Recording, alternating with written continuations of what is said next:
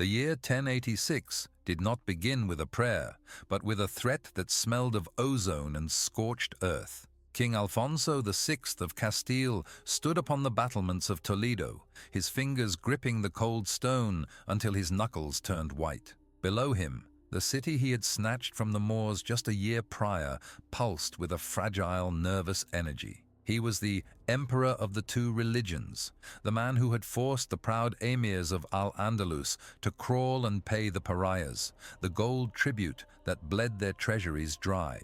But Alfonso wanted more than gold. He wanted the total submission of the peninsula. He had pushed the border to the edge of the Tagus, and his shadow now fell over Seville, Granada, and Badajoz. The Christian Reconquista was no longer a slow grind. It was a tidal wave. The air in the king's hall was thick with the scent of expensive incense and the metallic tang of polished mail. Alfonso's scouts had brought word that the petty kings of the south, the Taifa emirs, were terrified. They were trapped between Alfonso's iron fist and a rising storm from the south. Al-Mutamid, the poet king of Seville, was faced with a choice that kept him awake in his jasmine-scented gardens: surrender his crown to the Christians or summon the lions of the desert. The lions were the Almoravids, a fundamentalist warrior monk sect from the deep Sahara, led by a man whose name was whispered like a curse: Yusuf ibn Tashfin. Al-Mutamid's court was divided. His advisors warned him that inviting the Almoravids was like inviting a wolf into the sheepfold to kill the fox. They will take our kingdoms as easily as they take the Christians' lives, they argued. But Al-Mutamid, looking toward the looming crosses on the northern horizon, uttered the phrase that would change the course of history: "I would rather herd camels for the Almoravids than swine for the Christians." The message was sent. Across the narrow Strait of Gibraltar, in the city of Marrakesh, Yusuf ibn Tashfin received the plea.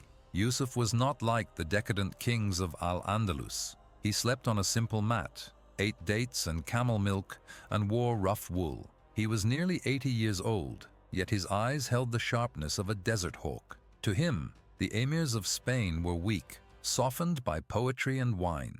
He saw Alfonso VI not just as an enemy, but as a divine test. Yusuf did not hesitate. He summoned the tribes, the Lamtuna, the Masmuda, the Gomara. Thousands of Berbers, their faces veiled in the blue litham, began to gather at the coast. This was not a raid.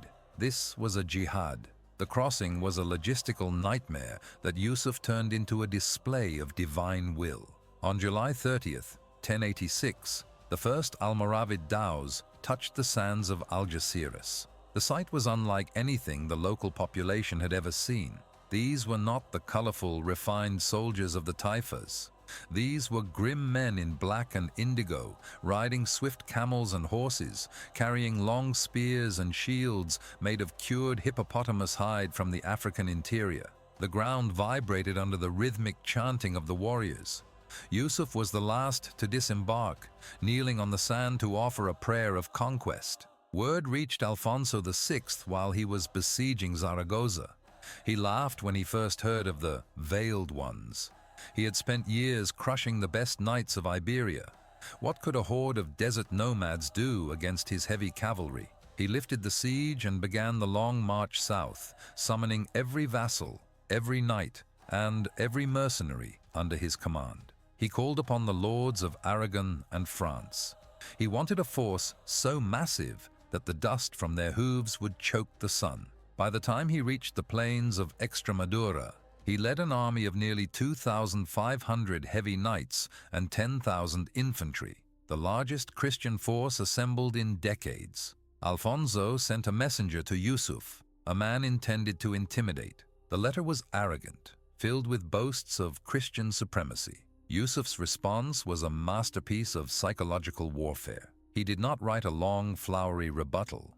He took Alfonso's own letter, flipped it over, and wrote 3 simple options on the back: accept Islam, pay the jizya, or meet us on the field. When the messenger returned and Alfonso read the words, he threw the parchment into the fire. "Tell the desert dog," Alfonso roared, "that I will see him at the place they call the Black Field." The two armies moved toward each other like tectonic plates. Alfonso chose the ground near Badajoz, a place known as Sagrajas, or Az-Zallaqah in Arabic, the slippery ground. It was a vast, open plain, perfect for a crushing cavalry charge. The Christian camp was a sea of silk tents and heraldic banners, vibrating with the sounds of blacksmiths and the confident laughter of noblemen. They saw themselves as the chosen warriors of God, destined to drive the infidel into the sea. As the sun began to set on the eve of the confrontation, a strange sound began to drift across the plain from the Almoravid camp. It wasn't the sound of trumpets or horns. It was a deep, guttural thrumming.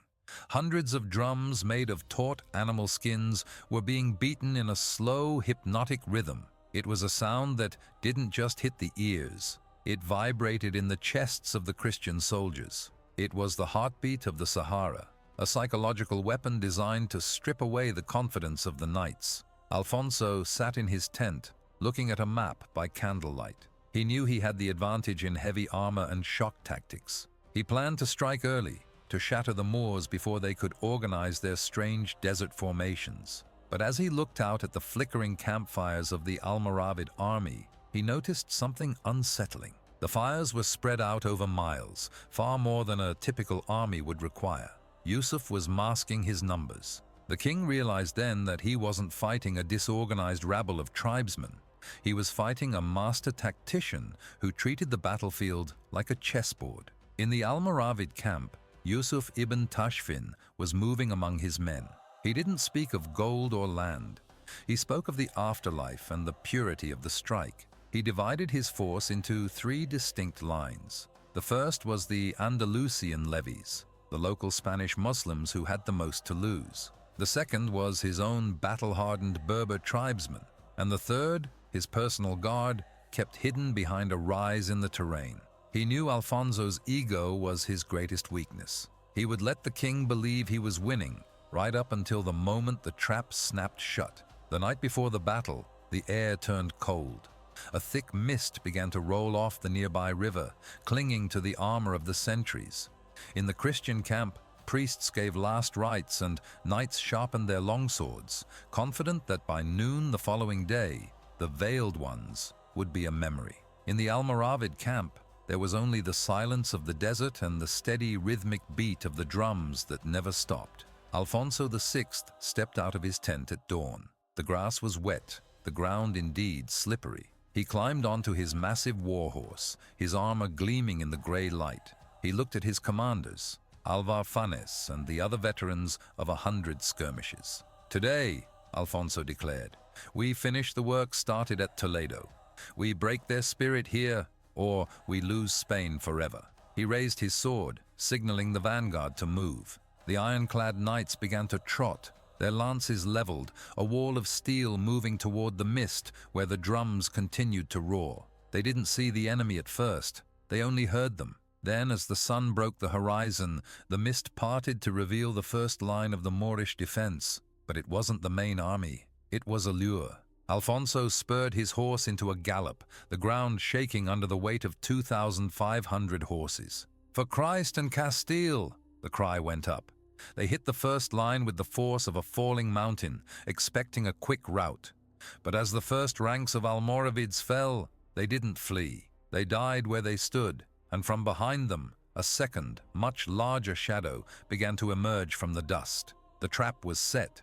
The slippery ground was about to live up to its name, not with water, but with the blood of the finest knights in Europe. The morning of October 23rd, 1086, arrived with a calculated silence. Yusuf ibn Tashfin had spent the preceding days engaging in a masterful game of diplomatic shadows. He had sent messengers to Alfonso, suggesting that out of respect for the holy days, they should not fight on Friday, the Muslim holy day, Saturday, the Jewish Sabbath, as many in Alfonso's camp were Jewish, or Sunday, the Christian Sabbath. Alfonso, seeing a tactical advantage in a rested army, had seemingly agreed.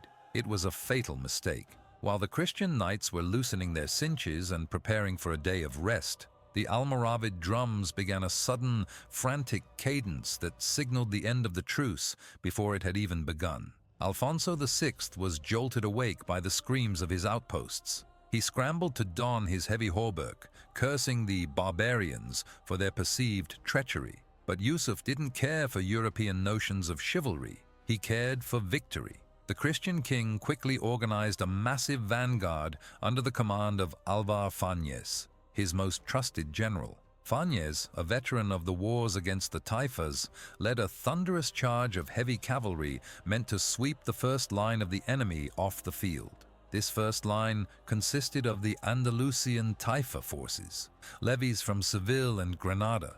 They were the bait, and they knew it. The collision was horrific. The heavy Spanish chargers, draped in iron and carrying riders with long ash-wood lances, slammed into the Andalusian ranks. The air was filled with the sound of splintering wood and the agonizing shrieks of horses. For a moment, it looked like a massacre. The Andalusian line buckled and broke. Farnese and his knights pushed deeper, convinced they were witnessing the total collapse of the Moorish defense. They pursued the retreating levies toward the hills, their formation widening and becoming vulnerable as the adrenaline of the hunt took over. Hidden behind the slopes of the Az-Zallaqah hills, Yusuf ibn Tashfin watched the Christian cavalry overextend. He sat atop his stallion, his face veiled, his hand resting on the hilt of a curved scimitar. He had waited for this exact moment. He signaled to his captains. Suddenly, the retreating Andalusians didn't just vanish. They pivoted. From the flanks, the first wave of Almoravid regulars, the Lamtuna Berbers, emerged. These were not the panicked levies Farnese had been chasing. These were professional killers who moved with a terrifying, synchronized discipline. The Berbers didn't charge back with horses. They formed a jariba, a dense, impenetrable wall of shields. Each warrior held a tall, arched shield made of laminated hide that could deflect a crossbow bolt or a spear thrust. From behind this wall, long spears jutted out like the quills of a porcupine. The Christian knights, their horses winded from the initial pursuit, slammed into this wall and stopped dead. It was like hitting a cliff face.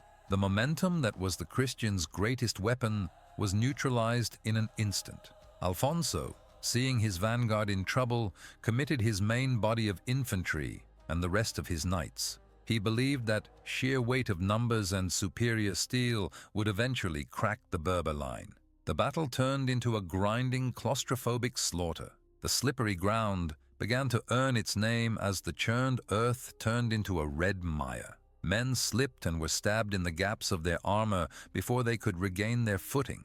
The psychological pressure was immense. Every time a Christian knight cut down a Berber, another stepped forward to fill the gap, eyes cold and silent behind their veils. As the sun reached its zenith, the heat became an enemy of the Christians. Clad in full chainmail and heavy surcoats, Alfonso's men began to tire. Their breathing became labored, their sword swings slower. This was the environment the Almoravids were born for. Yusuf's troops, dressed in light wool and hardened leather, moved with a fluid grace that made the knights look like iron statues sinking in a swamp. The rhythmic drumming continued, now louder, echoing off the hills like a countdown to doom. Yusuf saw the fatigue in the Christian ranks and decided to tighten the noose. He sent word to his commanders to begin a slow, tactical withdrawal of the center, drawing Alfonso even deeper into the valley. It was a classic, feigned retreat, but executed with such precision that even the experienced Farnese believed the Berbers were finally breaking. Alfonso roared for a final push, urging his men to give everything for the glory of Castile. He led the charge himself, his sword high, unaware that he was riding into the center of a giant crescent. The moment Alfonso's main force was fully committed to the valley floor, the horns of the Almoravid crescent began to swing inward. The Berbers on the ridges, who had been hidden by the dust and the glare of the sun, began to pour down the slopes. The Christian army was being enveloped. Panic began to flicker in the eyes of the younger knights. They looked back and saw that the path they had taken into the valley was now being occupied by fresh enemy units. They were no longer the attackers. They were the prey. In the center of the chaos, the Almoravid archers began to rain down arrows tipped with desert poison. They didn't aim for the armored men, they aimed for the horses. As the chargers fell, they created obstacles for the ranks behind them, turning the Christian formation into a chaotic jumble of screaming animals and trapped men. Alfonso shouted orders that were lost in the roar of the drums and the clash of steel. He looked toward the horizon, hoping for a miracle or a tactical opening, but saw only a sea of blue and black robes closing in. Yusuf ibn Tashfin remained on his hill, a silent observer of the carnage. He hadn't yet committed his best troops. He was waiting for the Christian spirit to break entirely. He watched as Alfonso's elite guard formed a circle around their king, fighting with the desperation of men who knew they were marked for death. The king's leg was already bleeding from a stray arrow, and his white surcoat was stained with the filth of the field. The arrogance of the morning had vanished, replaced by the grim realization that they had been outplayed at every turn. Then, the drums stopped. For 3 seconds, there was a vacuum of sound on the battlefield. It was more terrifying than the noise. In that silence, Yusuf raised his sword and pointed it directly at Alfonso's banner. A new sound replaced the drums, the high-pitched, ululating war cries of the African interior. From behind the final ridge, the earth began to tremble. This was not the sound of horses.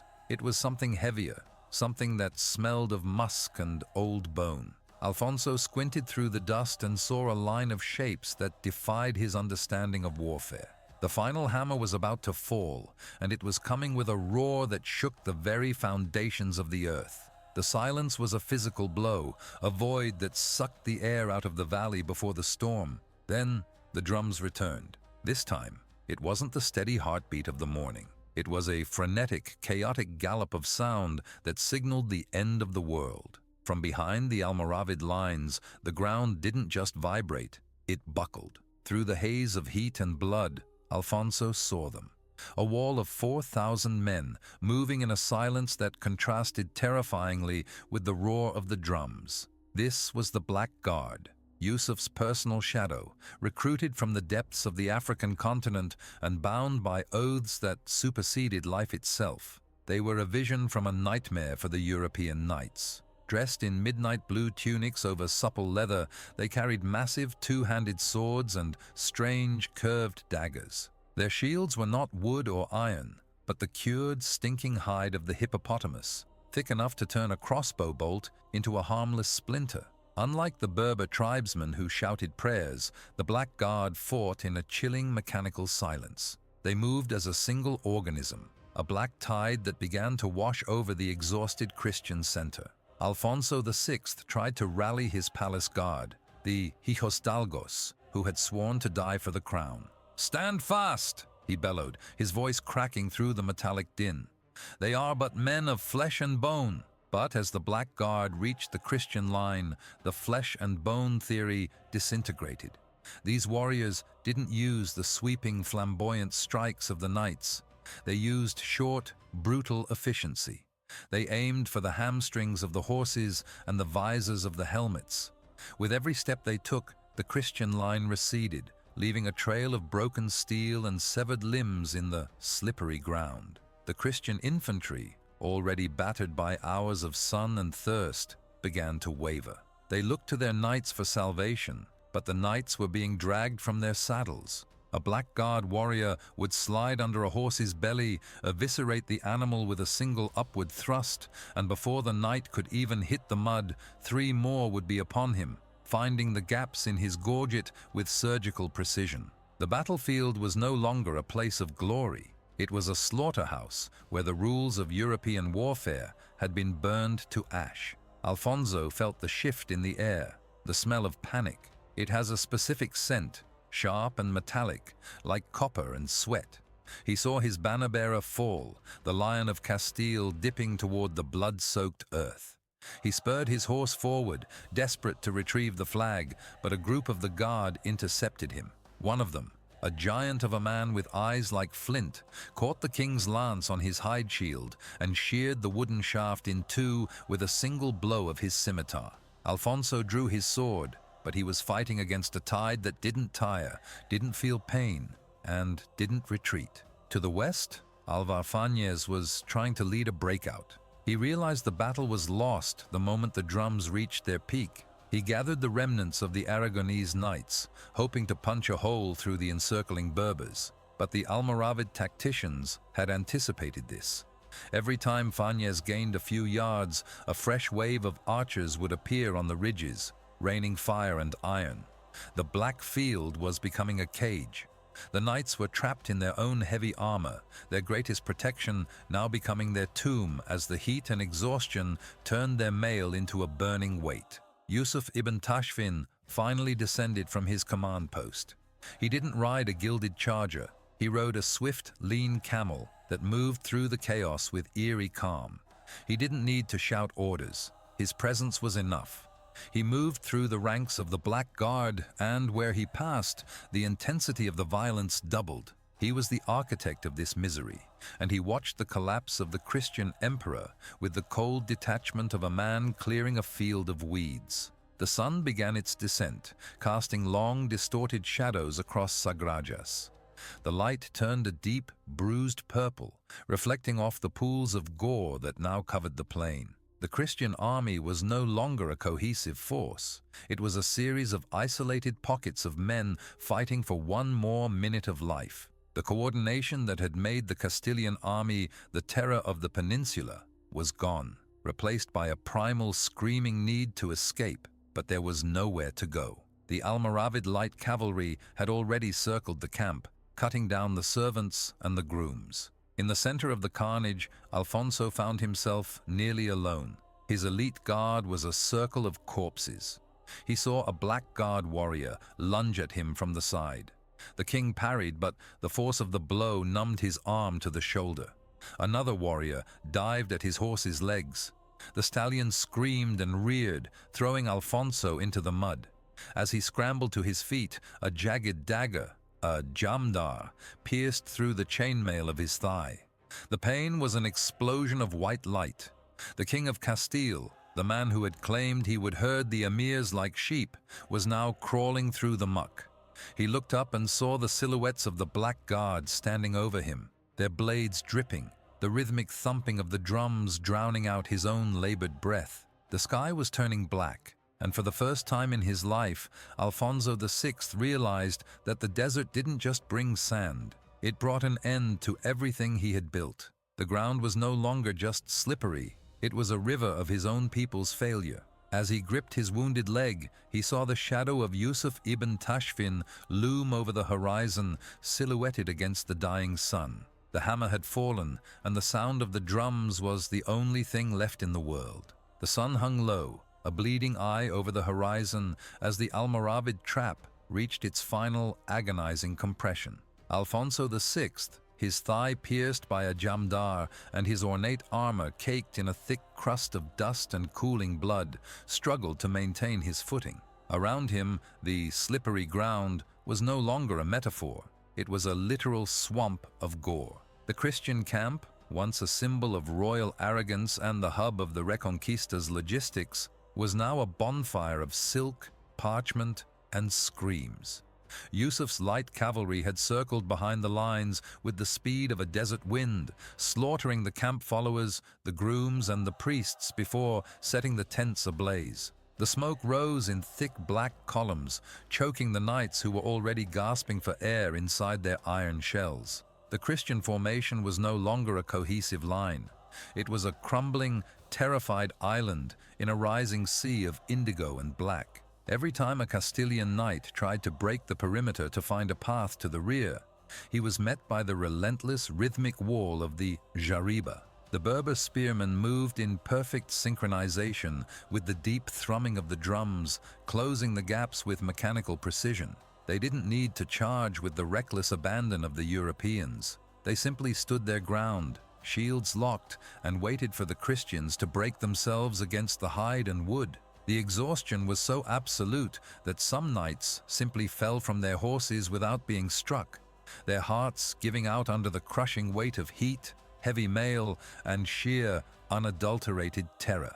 Yusuf ibn Tashfin watched the slaughter from the seat of his saddle, his face still masked by the litham, his expression a mystery to his own men. He gave the signal for the final envelopment. From the flanks, the Andalusian emirs, sensing the shift in momentum and fueled by a decade of humiliation, surged forward. Al-Mutamid of Seville, the poet who had turned warrior, led his cavalry with a feral desperation.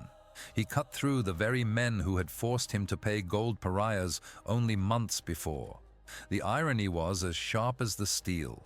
The gold Alfonso had squeezed from the taifas had bought the very horses and swords now plunging into his men's chests. The air was filled with the sound of splintering shields and the wet thud of maces hitting flesh. Alfonso's elite guard, the remnants of the royal household known as the hijosdalgos, formed a desperate cuneus, or wedge, around their wounded king. They were the finest steel Castile had to offer, men born and bred for the crusading wars of the north, but they were being systematically picked apart by a force that did not fear death. The Black Guard moved through them like ghosts of the Sahara. They used hooked blades to catch the edges of the heavy Christian shields, pulling them down just long enough for a comrade to thrust a jamdar into a throat, an armpit, or the groin. There was no room for the sweeping, noble arcs of the longsword anymore. The fighting had become chest to chest, a brutal, primitive struggle where men used their teeth, daggers, and even broken helmet pieces to kill. The king's warhorse was dead, its flank ripped open by a Berber spear. Alfonso stood over the carcass, his sword shaking in a hand numbed by the impact of 100 parries. He watched as his most loyal commanders were pulled into the dark, churning mass of the Almoravid infantry. He saw Alvar Fañez, his most trusted general and the man who had conquered provinces, disappear under a wave of blue-veiled warriors. The sound was a deafening, dissonant roar, the clashing of iron, the rhythmic, hypnotic thud of the drums, and the high-pitched, curdling screams of 10,000 dying men. The stench was unbearable. The smell of a butcher shop left to rot in the afternoon sun, mixed with the scent of ozone and burning horsehair. Panic, the great devourer of armies, finally took its final hold. A group of knights from the rear, seeing the camp in flames and their sovereign surrounded, turned their horses to flee. This was the signal for total collapse. The infantry, seeing their noble protectors abandon the field, broke formation and ran blindly into the rising darkness. But there was no escape to be found. The Almoravid light cavalry, mounted on swift Arabian stallions, hunted them through the tall grass of the plain, their curved sabers glinting in the twilight like silver crescents. The retreat became a massacre that stretched for miles, the path to the fortress of Badajoz marked by a trail of discarded shields, broken lances, and bodies stacked like cordwood. As the last light of day vanished, the battlefield was illuminated only by the flickering, hellish fires of the camp and the sparks of steel hitting steel in the dark. Alfonso felt the coldness of shock setting in, the blood loss from his leg making his vision blur and his head swim. He was one of the few Christians left standing in the center. He looked at the faces of the Black Guard closing in on him. They didn't look like men in the firelight. They looked like statues of obsidian, their eyes reflecting the orange glow of the burning tents with a terrifying lack of emotion. He realized that this wasn't just a lost battle. It was the total dismantling of his life's work. The Black Guard stepped forward, their massive two-handed swords raised for the final strike. Alfonso braced himself, the weight of his crown feeling like a leaden shackle around his brow. He closed his eyes, expecting the cold, final bite of African steel, but a sudden, violent explosion of sound from the west distracted his attackers. A small group of survivors, perhaps 500 horsemen who had been separated in the chaos, had gathered for one final suicidal charge to rescue their king. They didn't shout prayers. They screamed with the fury of the damned, throwing themselves into the teeth of the Almoravid center. In the confusion of this sudden, desperate counterstrike, a few knights managed to reach the king. They didn't speak. There was no time for formalities. They grabbed Alfonso by his shoulders and hoisted him onto a riderless horse, its saddle slick with the cooling blood of its previous owner. "Ride, sire," one of them hissed, striking the horse's flank with the heavy head of a mace. As Alfonso was whisked away into the gathering gloom, he looked back over his shoulder one last time. He saw the black field of Sagrajas completely covered in the white surcoats of his fallen army, a carpet of ghosts laid out under a moonless, indifferent sky. The knights who stayed behind to cover his retreat were swallowed by the indigo tide in seconds. Yusuf ibn Tashfin did not pursue the king immediately. He stayed his hand, watching the small group of riders vanish into the tree line toward the mountains. He knew the wound in Alfonso's leg would never truly heal, and the wound in his soul was far deeper. He raised his hand, halting his main force from a chaotic night pursuit. He didn't need Alfonso's head on a pike today. He had already taken his kingdom's pride and scattered it to the winds. The King of Castile was fleeing into the night like a thief, leaving behind the largest army the Christians had ever raised, now reduced to piles of cooling meat for the vultures of the Sierra. The drums slowed to a funereal, heavy pace that echoed against the distant hills. The Battle of Sagrajas was over. The slippery ground had fulfilled its promise, but the reckoning had only just begun. Alfonso vanished into the darkness of the forest, the agonizing, pulsing pain in his leg, a constant rhythmic reminder of the day the desert came to Spain and broke the cross against the shield of the Sahara. The silence that followed the drums was even more terrifying than the noise, as the Almoravids began the grim work of counting the dead and preparing the monuments of their victory. Part 5. The Towers of Silence and the King's Shadow. The night following the slaughter at Sagrajas was not silent. It was filled with the rhythmic wet thud of work that would haunt Spanish history for centuries. Yusuf ibn Tashfin did not celebrate with wine or song. Instead, he ordered a task so gruesome it served as a psychological scar on the face of Europe. Under the flickering light of torches, his soldiers moved across the slippery ground, navigating the thousands of Christian corpses. They were not looking for loot, but for trophies. By dawn, the Almoravids had decapitated the fallen knights and infantry, piling the heads into massive, macabre pyramids. These towers of heads were tall enough for the muezzins to climb and call the morning prayer from the top, their voices drifting over a landscape of headless, ironclad bodies. The site was designed to break the will of any surviving Christian stronghold. The heads of the counts, dukes, and bishops were placed at the very top, their lifeless eyes staring back toward the north they had failed to protect. Yusuf then ordered that several thousand of these heads be loaded into carts and sent to the major cities of Al-Andalus, Seville, Granada, Cordoba, and even across the sea to North Africa. It was a brutal, undeniable message. The tide of the Reconquista had not just been stopped, it had been decapitated. The myth of Christian invincibility, built over decades of Alfonso VI's expansion, had vanished in a single afternoon of desert fury. While the towers of bone were being erected, Alfonso VI was a ghost haunting the mountain passes. He rode in a haze of fever and agony, his wounded legs swelling until the iron of his greave bit into his pulsing flesh. Of the 12,500 men who had marched south with him, only a few hundred remained, huddled together in the darkness of the Sierra. They moved through the thickets like hunted animals, jumping at every snap of a twig, convinced that the veiled ones were lurking in every shadow. Alfonso did not speak. His crown was lost, his sword was notched, and his vision of a unified Christian Spain lay rotting on the plains behind him. The journey back to Toledo was a slow-motion funeral procession. Every village they passed was filled with the sound of wailing. The news had traveled faster than the king.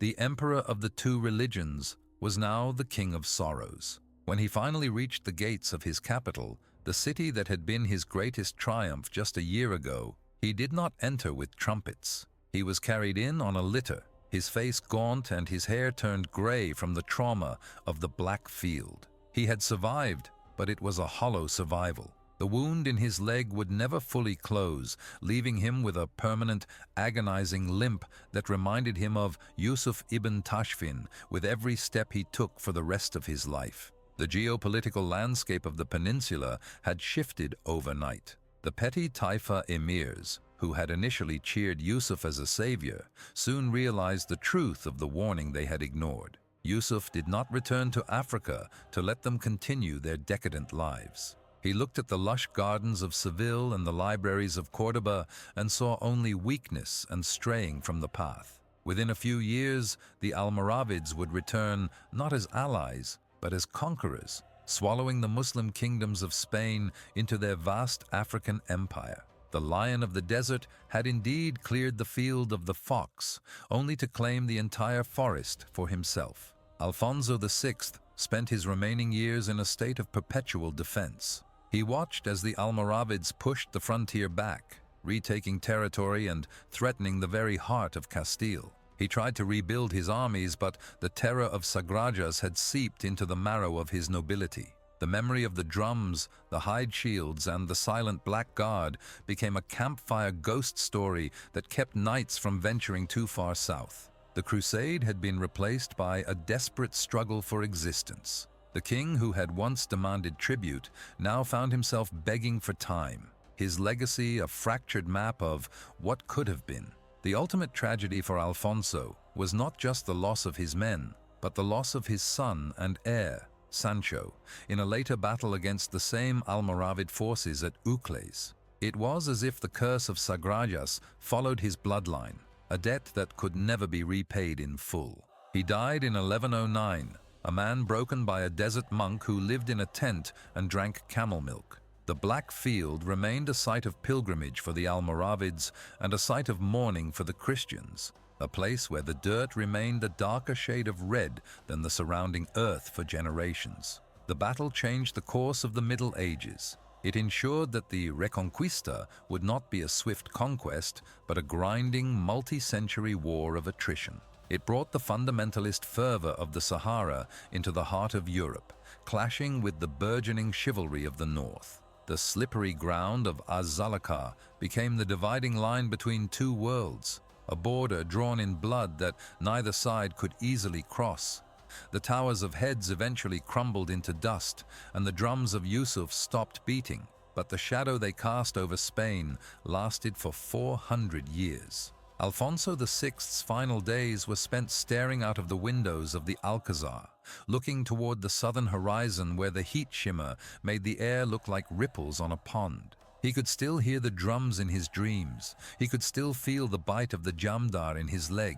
He had survived the massacre, but he had never truly left that field. He was a king who had seen the end of his world and was forced to live in the silence that followed. The story of Sagrajas is not one of heroics, but of the brutal reality of a collision between two immovable wills. Yusuf ibn Tashfin returned to Marrakesh, leaving behind a peninsula transformed and a king who was a mere shell of his former self.